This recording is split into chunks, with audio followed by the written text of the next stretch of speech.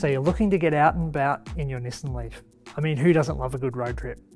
Here is where you'll probably need to take advantage of the ever-growing number of publicly available fast charger locations out on our roads.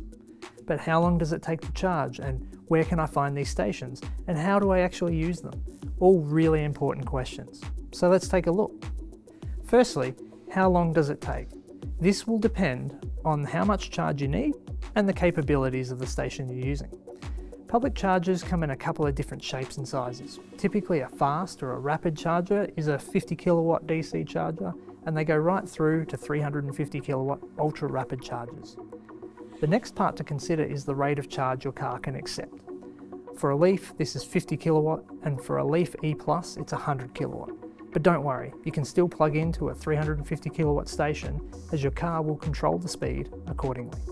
In terms of charge times, a Leaf will go from 20% to 80% charged in about an hour on a 50 kilowatt charger or greater, whereas a Leaf E+ will take about 45 minutes on a 100 kilowatt plus DC charger. Here's where you might ask, why are you saying the times are based on 20% to 80%? Well, this is actually where charging times are much more consistent, because below 20% and above 80%, the rate can vary quite a lot, and the charge rate will slow down. And this is a fairly common characteristic for most EVs. You can charge past 80%, but it just will take a little bit longer as the charge rate slows. Okay, so where can I find these chargers? There are more and more chargers popping up all the time, and you may be surprised at how many there are out there. Unlike a petrol station, charging stations are a lot smaller and often sitting in plain sight. There's several online tools you can use to locate charging stations, such as plugshare.com or a betterrouteplanner.com. Or simply head over to nissan.com.au/Leaf to see where your nearest station is. Be sure you set up your vehicle as a Nissan Leaf, and then these sites will filter the charger locations based on the ones applicable to your car. These tools will tell you where a station is, what sort of station it is, like is it a 50 kilowatt or a 350 kilowatt station, and who the station operator is, plus any costs for using it.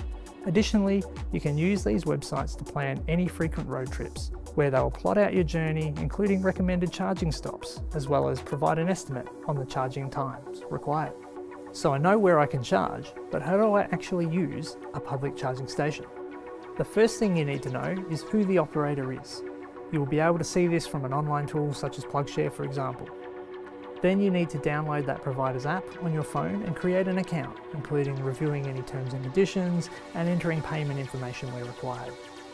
When you arrive at the station, simply follow the instructions on the charger itself. Usually this will involve selecting the station within the provider's app, plugging the connector into your car, and selecting Start Charging within the app. To disconnect, you simply press Stop Charging in the app. This will stop the session and allow you to disconnect the connector and return it to the holster on the charging station. Once you complete the charging session, the provider will usually debit the card you've set up on your account where required. Whilst this can sound a little tricky to begin with, like anything new, it takes a couple of goes to get comfortable. So with more and more stations popping up all the time, these really are the ideal solutions to support a road trip where you can stop and take a break every couple of hours of driving. You simply plug in, stretch your legs, grab a coffee, maybe even some lunch, and before you know it, both you and your car are ready to travel on.